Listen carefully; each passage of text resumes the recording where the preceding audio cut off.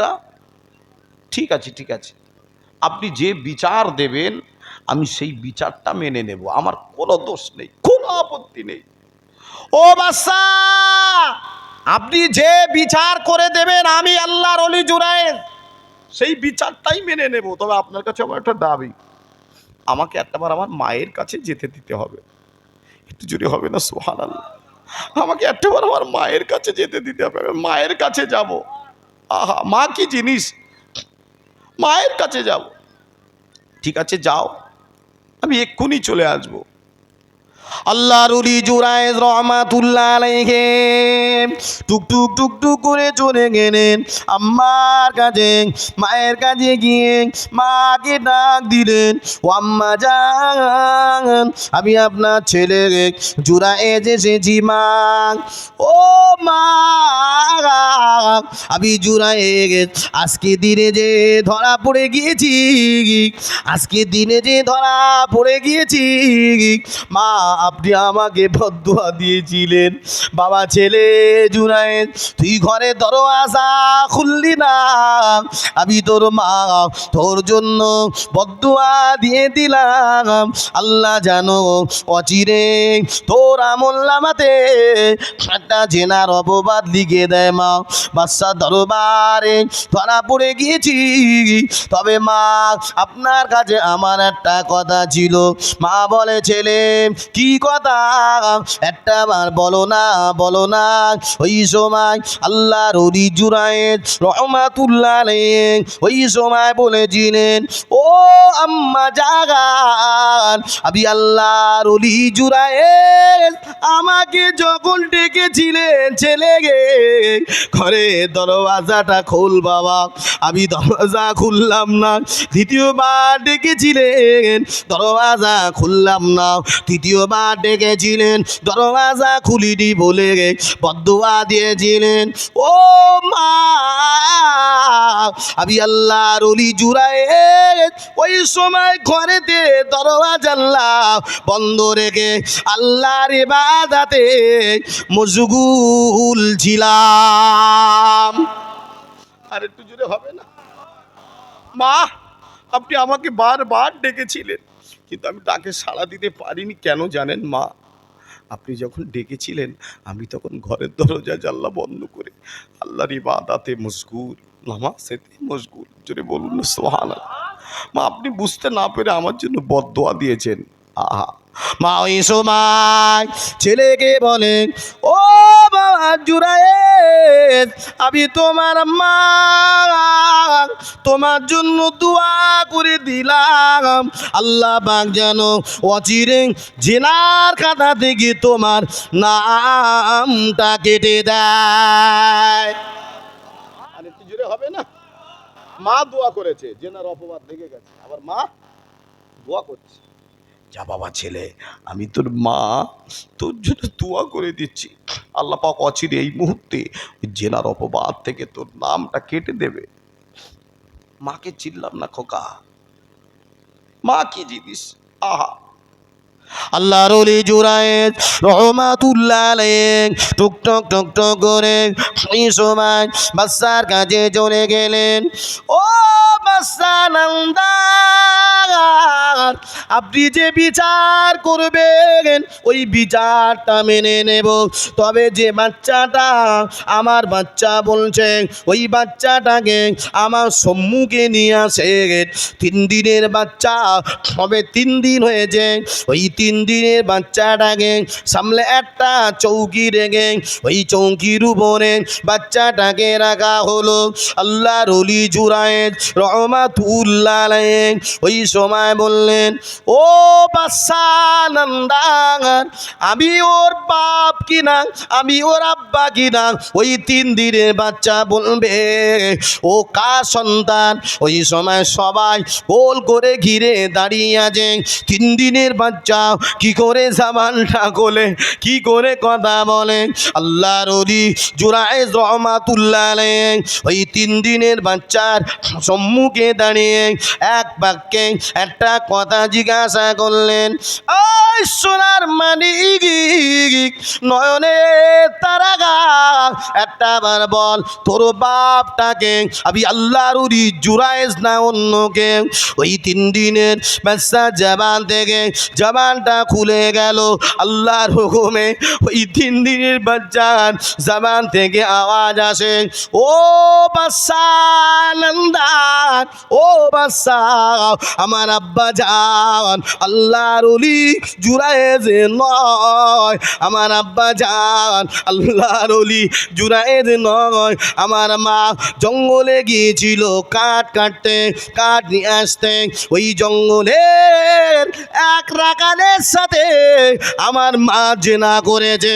আমি হলাম ওই রাখালেরই বাচ্চা। আর একটু জোরে হবে না? মায়ের দোয়ায় জেনার অপবাদ লেগে গেছে, আবার মায়ের দোয়ায়। আহা, মাকে চিনলাম না বাবা। মা কি জিনিস বুঝলাম না।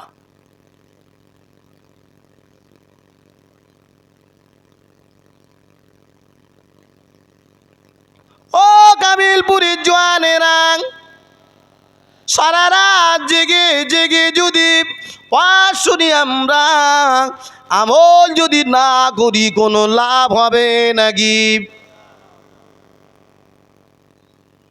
তাবারুক হয়েছে, খিচুড়ি হয়েছে, ওইটাই লাভ হবে, আর কিছু হবে?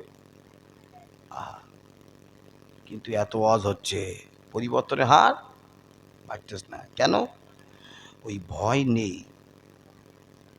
আল্লাহ বললে, বান্দা তোরা আমাকে ভয় কর। তবে বান্দা শোন, ওই মায়ের মনে কত মায়া, কত দয়া, তার থেকে 70,000 গুণ বেশি মায়া দয়া আমি আল্লাহ আমার কুদরতি মায়া। জোরে বলেন। আল্লাহকে ভয় করা মানে আল্লাহর ভয় নয়। আল্লাহকে ভয় করা মানে আল্লাহ পাকের আযাবে জাহান্নামকে ভয় করা, আহা, কবরকে ভয় করা, আযাবকে ভয় করা। কিন্তু কবরের ভয় নেই, আযাবের ভয় নেই। আহা, আজকে যদি আমাদের ভিতরে জাহান্নামের ভয়টা থাকতো, কবরে ভয় যদি থাকতো, আমরা জীবনে অন্যায় কাজ করতাম না, অপরাধ করতাম না, আমরা নামাজ ছেড়ে দিতাম না, রোজা আমরা ছেড়ে দিতাম না, তাসবিহ তাহলিল এটা আমরা ছেড়ে দিতাম না। ও ভাই জানেরা, এই তো দেখতে দেখতে আগামী ফাল্গুন মাসের শেষেই তো রমজান। 28শে ফাল্গুন থেকে রমজানের প্রথম শুরু হয়ে যাবে। আজকে মুসলমানের ছেলে এই রমজান মাস যখন আসে, এদের নাকি বেশি বেশি খিদে পায়। মুসলমানের ছেলে, হ্যাঁ, রোজার মাস আসি না, ওর খিদে লাগে বেশি। ওই 2-1 সামলে পড়ি যায়, দেখি খাচ্ছে, এই খোকা কি রে? না হুজুর, না হুজুর, কি যে মাঠে মাঠে মাঠে যেতে হয়। তা কি হয়েছে? হ্যাঁ, ওর সারা বছর ঠিক থাকে, আর রমজান মাস যখন আসে ওর মরণের খিদে পায়। কত বড় জন্তু না হলে এই কথা বলে? যে রমজান মাসে রয়েছে রহমত, রয়েছে মাগফিরাত, রয়েছে হলো নাজাত। জোরে বলেন। 12টা মাসের ভিতরে রমজান মাস এমন একটি মাস যে মাসে ইবলিস শয়তান বন্ধ বাধা পড়ে যায়। এটি জোরে হবে না? কিন্তু ইবলিস শয়তান যদি বাধা পড়ে, ধোকা যদি না দিতে পারে, তা ও যে রোজা রাখতেছ না, তাহলে ও ধোকা পড়তেছ না বাবা? তো কি করি পড়তেছে? বাধা পড়ে গেছে তো ইবলিস। বলেন, আল্লাহ বলছি ইবলিসের বেঁধে রাখি রমজান মাসে, কেন? এটা রহমতের মাস, মাগফিরাতের মাস, নাজাতের মাস। তো ও যে রোজা করতেছ না, রাখছে না, তা কি করে হলো? ইবলিস ধোকা দিচ্ছে না? কি করে দিচ্ছে? একটা ফ্যান যখন আপনি চালিয়ে দেন, চলে না? চলে তো। ওই ফ্যানটা যেই বন্ধ করে দেন, সাথে সাথে বন্ধ হয়। এই ঘুরতি ঘুরতি ঘুরতি ঘুরতি তবে শেষ না। 11 মাস ধরে ইবলিস যে ধোকা দেশে ওই ধোকা এখনো অফ হয়ে গেছে ঠিকই, শুধু ঘুরতেছে, ওই 1 মাস ঘুরে ঘুরে পার হচ্ছে। বুঝতে পারেননি?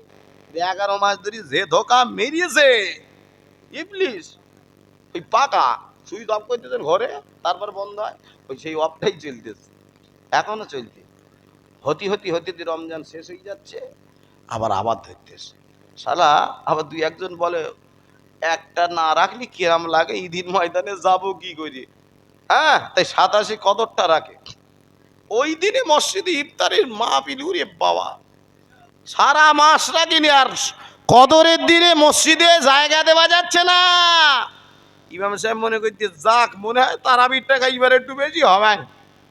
বুঝতে পারেননি? মসজিদ কানায় কানায় হয়ে গেছে। তো যে 30টা রোজা রেখেছে, বিশ্বাস করেন, আমার কথা বলছে, আমি তো নিজে ঈদের নামাজ পড়াই, আমার গ্রামেই পড়াই, ওই ঈদুল ফিতরেরটা পড়াই, আর কুরবানিটা আর একজন পড়ায়। আমাদের গ্রামে 4-5 জন আলেম আছে। তা আমি তো কোনো আলেম না, আমি গুনাহগার। তা আমি ওই ঈদের নামাজ পড়াই, আমার কাছে একটা দায়িত্ব থাকে।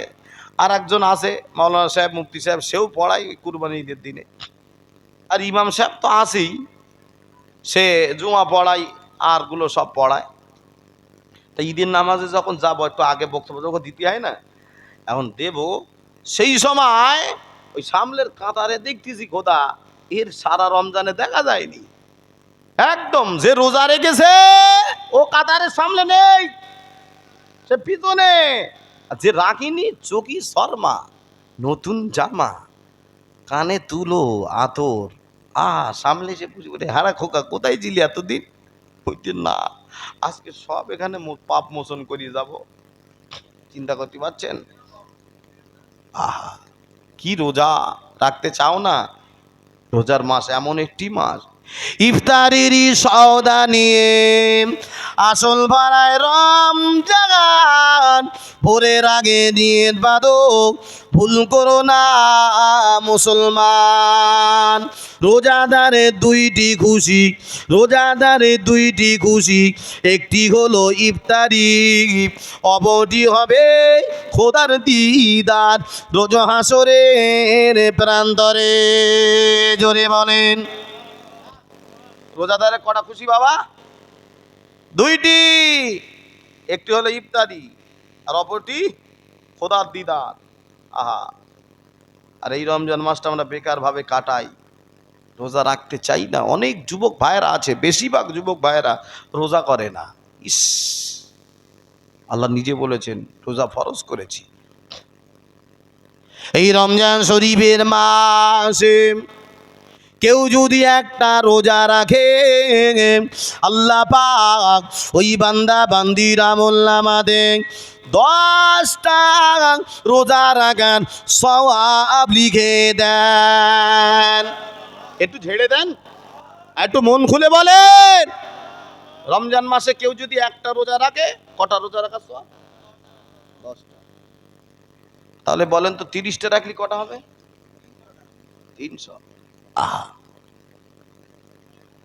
30টা রমজানের 30টা রোজা যারা রাখবে, আল্লাহ পাক তার আমলনামায় 300 রোজা রাখা সব লিখে দেবে। যদি হবে না সুবহানাল্লাহ। এই রমজান শরীফের পরের মাসটার নাম কি? এই শাওয়াল মাসের কটা রোজা বলেন? 6টা। আহা, আল্লাহ নবী বলেছেন এই শাওয়াল মাসে 6টি রোজা কেউ যদি রাখে, আল্লাহ পাক ওই বান্দার আমলনামাতে 60টা রোজা রাখার সওয়াব লিখে দেয়। 30 প্লাস 6 কটা হলো? 36টা রোজা রাখলে 360টি রোজা হয়ে গেল। এই রমজান মাসে 30টা রোজা, শাওয়ালে 6টি রোজা, এই 36টা রোজা বছরে যারা রাখবেন, আল্লাহ পাক ওই বান্দা বান্দের আমলনামাতে গোটা বছর, একটি বছর রোজা রাখার সওয়াব লিখে দেয়। আর একটু মন খুলে হবে না? একবার জোরে সুবহানাল্লাহ বললে জান্নাতে একটা গাছ হয়, জানেন না? তাহলে একটু মন খুলে জবান ছেড়ে একটু হবে না? জোরে বলুন না সুবহানাল্লাহ। তাহলে 36টা রোজা রাখলে কটা রোজা রাখা সওয়াব? গোটা বছর, 1 বছর রোজা রাখা সওয়াব আল্লাহ ওই বান্দা বান্দির আমলনামায় লিখে দেন। তা কদিনে 1 বছর হয় চাচা? 365 দিনে 1 বছর। হ্যাঁ, তো এদিক দিয়ে 1 বছর আল্লাহ বলতে গোটা বছর রোজা রাখা সওয়াব লিখে দেবো। তো 65 যদি হয় তো এদিক তো 360 হয়ে গেছে, তাই না? আর 5টা কই? হ্যাঁ, এ কি হবে বুঝতে পারেননি? হ্যাঁ, আহা, আরে না না, বুঝতে পারছেন না? বছরে 5 দিন রোজা রাখা হারাম। রোজার দিন এই ঈদের ভেতরের দিন রোজা রাখেন নাকি? কুরবানির দিন তো মাথায় ঢুকতেস না। আর ওই কুরবানি ঈদের পরের, হ্যাঁ কুরবানি চলে তো 2 ঈদ আর বকরা ঈদের পরের 3 দিন রোজা রাখা। এই বছরে 5 দিন রোজা রাখা হারাম, আর সারা বছর রোজা রাখতে পারেন আপনি। ওই বেকিতে নাম করে বলতিস, বেকিতে এক চাচা হাফেজ সাহেব সারা বছর রোজা করে। আমি দেখে অবাক, তাই বলতে চাচি তা কিছু বুঝতে পারেন না? বলতে এমন অভ্যাস, এটা অভ্যাসে পরিণত। আহা, রোজা সারা বছর রোজা করে, তাই 21 বছর হচ্ছে করছে। এটা জোরে বলেন আলহামদুলিল্লাহ। আহা, রোজাদার। তাহলে গোটা বছর রোজা রাখা সব আল্লাহ লিখে দেয়, কিন্তু এই বছরে 5 দিন রোজা রাখা যাবে না। এই আর সব দিনই রাখতে পারবেন। একজন আল্লাহ নবী ছিলেন, যার নাম হলো হযরত ইদ্রিস আলাইহি ওয়াসাল্লাম। এই ইদ্রিস নবী গোটা বছর রোজা করতেন। আল্লাহ পাক নবী ইদ্রিসের প্রতি খুশি হয়ে রাজি হয়ে জান্নাত থেকে জান্নাতি ইফতারি প্যাকেট করে ফেরেশতা মারফত নবী ইদ্রিসের কাছে পৌঁছে দিতেন। আর একটু জোরে হবে না? চলুন একবার দরুদ শরীফ পড়ি। আল্লাহুম্মা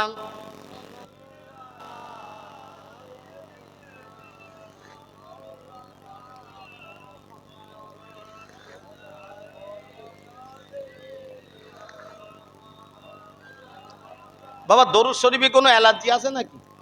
এই দরুদ শরীফে অ্যালার্জি আছে? হ্যাঁ, তা এত আসতে কেন? হ্যাঁ,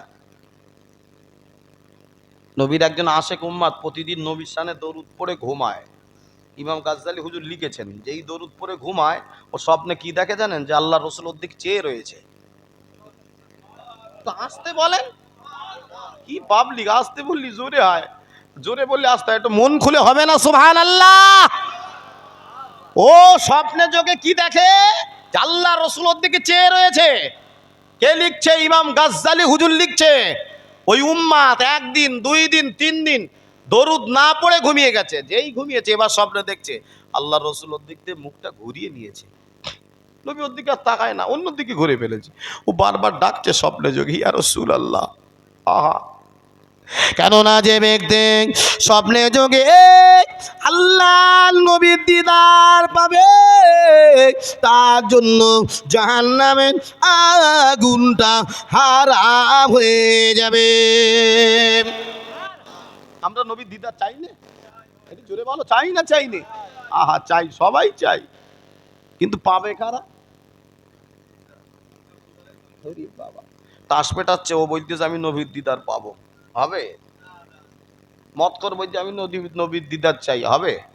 বেনামাজি নবীকে ভালোবাসে না, বলছে আমি নবীর দিদার চাই, হবে? কোনো মতেই হবে না। তো 4th দিনে ওই উম্মাদ তাকিয়ে আছে, নবীকে ডাকছে বারবার, নবী ফিরছে না। ওই উম্মাদ চিন্তায় পড়লো, যে নবী আমার দিকে তাকিয়ে থাকে সেই রসুল আমার দিকে তাকাচ্ছে না কেন?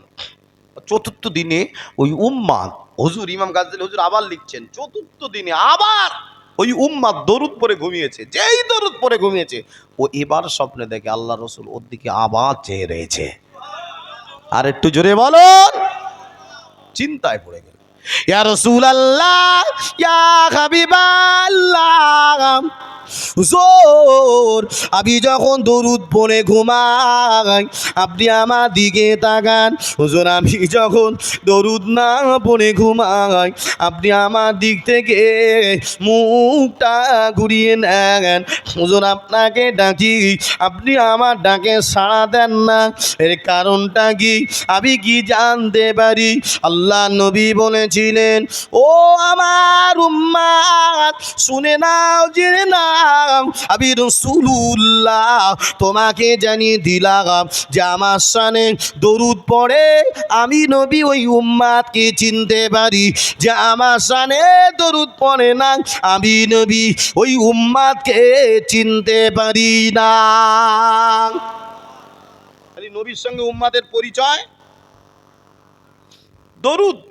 যে দরুদ পড়ে আমি নবী ওকে চিনি, যে দরুদ পড়ে না আমি নবী ওকে চিনি না। আহা, শুধু তাই নবী আমার জানিয়েছেন প্রতি জুমা দিনে, প্রতি শুক্রবারে জুমা দিনে আসরের নামাজ বাদে যে উম্মাতি আমি রাসূলুল্লাহ আমার শানে ৮০ বার দরুদ পাঠ করবে, ৮০ বার দরুদ পড়বে প্রতি জুমার দিনে আসরের নামাজ বাদে। এই দরুদ যদি পড়তে থাকে, আমল যদি করতে থাকে, আমি নবী জানিয়ে দিলাম ওই উম্মাত স্বয়ং আমি রাসূলুল্লাহ আমার দিদার পেয়ে যাবে। আহা, প্রতি জুমার দিন শুক্রবার আসরের নামাজ বাদে কোন দরুদ এখন পড়বেন? ভেজাল তো দরুদ ইব্রাহিম নাই আল্লাহুম্মা সাল্লি আলা। আপনি আমলের ক্ষেত্রে যেটা আপনি পড়বেন আপনার ক্ষেত্রে ইব্রাহিমও পড়তে পারেন, আপনি এতটুকুই পড়বেন সাল্লাল্লাহু আলাইহি ওয়াসাল্লাম, সাল্লাল্লাহু আলাইহি ওয়াসাল্লাম, সাল্লাল্লাহু আলাইহি ওয়াসাল্লাম। এটা দরুদ আমলের ক্ষেত্রে পড়তে পারেন, বেশি বেশি দরুদ জোরে বলুন না সুবহানাল্লাহ। দেখবেন মজা পাবেন, আমল করুন। আহা, নবীর দিদার তো চাই।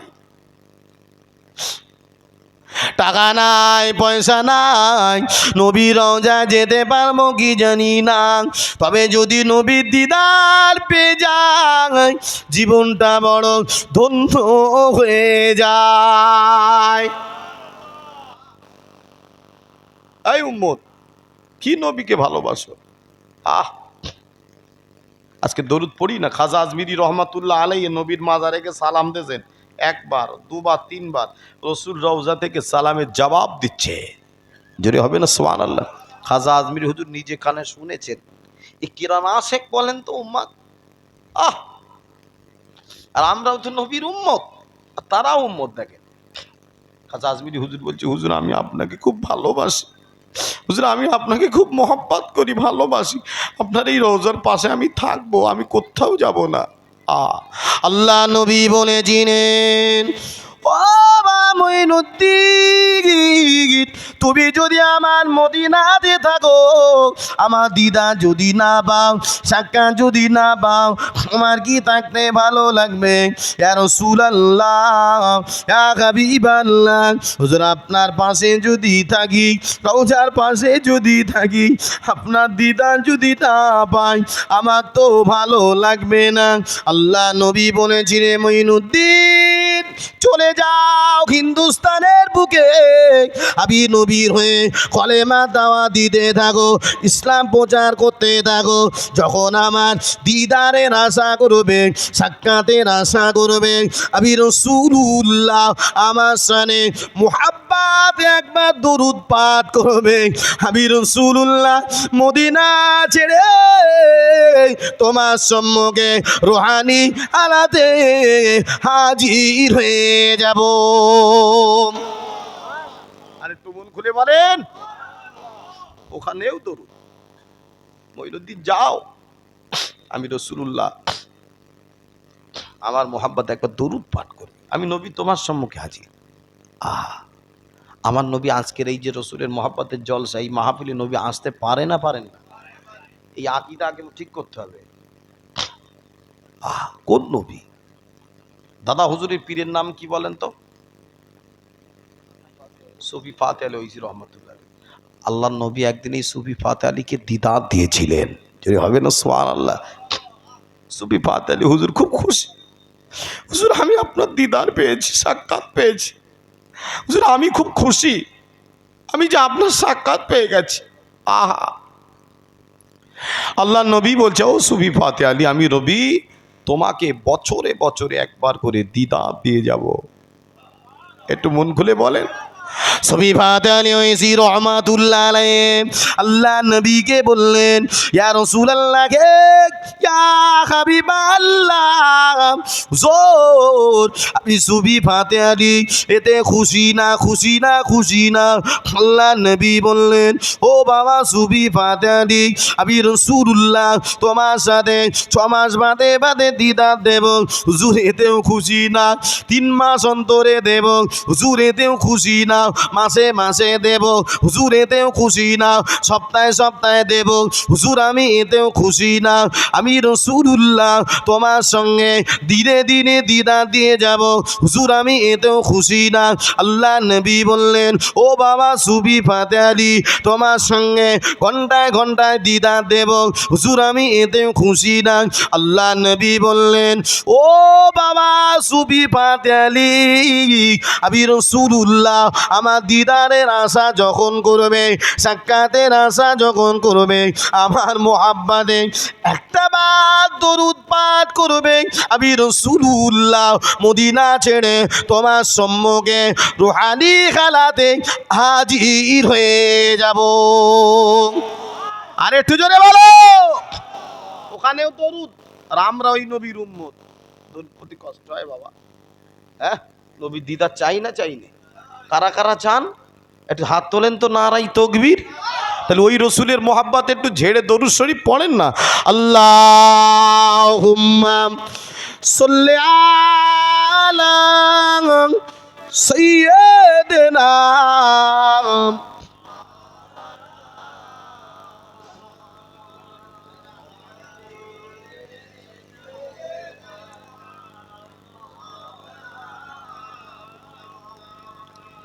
मेरे आँखों की पुतली में चलो आ मोहम्मदी का, मेरे दिल के आईना में नक्शा गई मोहम्मद का। कोई जन्नत में जाएगा, कोई दोज़ख में पहुँचेगा। मदीने की तरफ दौड़ा दीवाना मोहम्मद का। अल्लाहुम्मा जोरे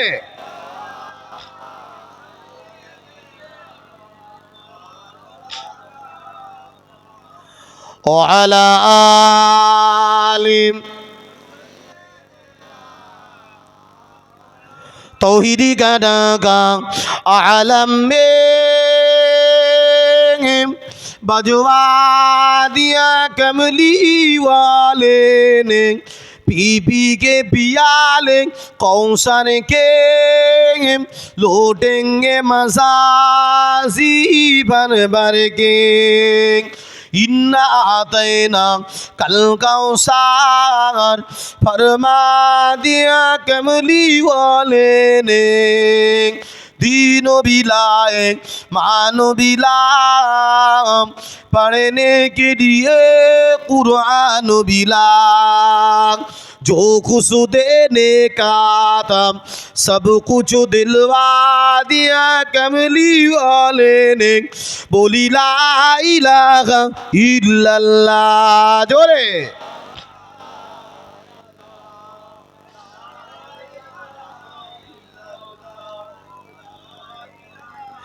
हस्बी रब्बी जल्लल्लाह माफी कल्बी गैरुल्लाह नूर मुहम्मद सल्लल्लाह। बोली ला इलाहा इल्लल्लाह, ला इलाहा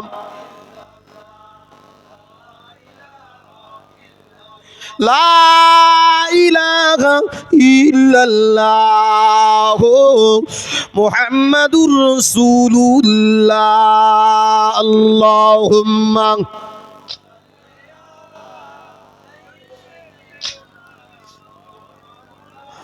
ওয়া আলা আলি ও আমার ভাইজানেরা, জওয়ানেরা, যুবকেরা, কাবিলপুরের মায়েরা, বোনেরা, কান খুলে শুনে রেখে দেন। আল্লাহ নবী ইদ্রিস আলাইহি ওয়াসাল্লাম গোটা বছর রোজা করতেন। আল্লাহ পাক এতটা খুশি, এতটা রাজি, জান্নাতি ইফতারি দি নবী ইদ্রিসের কাছে আল্লাহ পাক পৌঁছে দিতেন। আল্লাহ পাকের আসমানি চারজন বিখ্যাত ফেরেশতা জিবরাইল, মিকাইল, ইসরাফিল, আজরাইল, এই ফেরেশতা আজরাইল যার কাজ হলো রূহটা কবজ করা, রূহটা নিয়ে চলে যাওয়া। ওই আজরাইল আল্লাহকে বললেন, আল্লাহ পাক, ও রব্বুল আলামিন, আল্লাহ পাক, আমি আজরাইল আপনার কাছে একটা দাবি করব। আল্লাহ বলে, আজরাইল কি দাবি বলো না। আজরাইল বললেন, আল্লাহ আপনার নবী ইদ্রিসের প্রতি আপনি তো খুশি। আল্লাহ বলে, হ্যাঁ খুশি, আমি আজরাইলও খুশি। কেন? গোটা বছর রোজা রাখে, এই জন্য আমি আজরাইলও খুশি। তবে আল্লাহ আপনার নবী ইদ্রিসের সঙ্গে আমি আজরাইল বন্ধুত্ব করতে চাই, আপনি কি এতে রাজি? আল্লাহ পাক ওই সময় বলেছিলেন, ও ফেরেশতা আজরাইল, যাও যাও যাও, আমার নবী ইদ্রিসের কাছে যাও। আমার নবী ইদ্রিস যদি তোমার সঙ্গে বন্ধুত্ব করে, তবেই তুমি বন্ধুত্ব করো, আমার এতে কোনো আপত্তি নাই। আর একটু জোরে হবে না? আজরাইলের কাজ কি? এই আজরাইল বলছে, আমি নবী ইদ্রিসের সঙ্গে বন্ধুত্ব করব। আল্লাহ বলে, আজরাইল বন্ধুত্ব করবে? তা যাও, আমার নবীর কাছে যাও, ইদ্রিসের কাছে যাও। আহা, উনি যদি করে করো। ফেরেশতা আজরাইল বিদ্যুৎ পরিমাণ সবাই নিয়ে নবী ইদ্রিসের কাছে চলে এসেছেন। আল্লাহর নবী ইদ্রিস আলাইহি ওয়াসাল্লাম, আমি আজরাইল এসেছি। আল্লাহর নবী ইদ্রিস আলাইহি ওয়াসাল্লাম ওই সময় বলেছিলেন, ও ভাই আজরাইল, আমার কি সময় হয়ে গিয়েছে ভাই? আমার কি সময়টা শেষ? একটা বা বলেন না, আমার রুহুটা কি নিতে এসেছেন? না না না, আপনার রুহুটা নিতে আসিনি, আমি এসেছি আপনার সাথে বন্ধুত্ব করব বলে। আরে একটু জোরে বলো, আমি এসেছি আপনার সঙ্গে বন্ধুত্ব করবেন। তাই বলছে, হ্যাঁ হবে, কোনো অসুবিধা নেই, তবে সত্য আছে। আপনি যদি সত্য মানেন, আমি বন্ধুত্বই হাত বাড়িয়ে দেবো। যদি হবে না সুবহানাল্লাহ। কি সত্য? আপনি যে সত্যই বলেন আমি মেনে নেব। তা বলেন কি সত্য? বলছে, আমার তিনটে সত্য। কয়টা? তিনটে। প্রথম নম্বর সত্য হলো, আমার রুহুটাকে কবজ করতে হবে, আমার জানটা নিয়ে নিতে হবে, নিই আবার সাথে সাথে রুহুটা ফিরিয়ে দিতে হবে। মানে আমি মারা যাব, আবার জীবিত হয়ে যাব। রুহু নিয়ে নেওয়া মানে তো মারা গেল, আবার ফিরিয়ে দিন মানে জীবিত হয়ে গেল। এক নাম্বার সত্য। আর দ্বিতীয় নাম্বার হলো, আমাকে একটু জাহান্নামটাকে পরিদর্শন করাতে হবে। আমি একটু জাহান্নামটাকে দেখবো, জাহান্নাম, আল্লাহর জাহান্নাম কেমন। আর তৃতীয় নম্বর সত্য, আমাকে একটু জান্নাতটাকেও দেখাতে হবে, আমি একটু জান্নাতটা ঘুরে ঘুরে দেখবো। যদি হবে না সুবহানাল্লাহ। বলছে তাই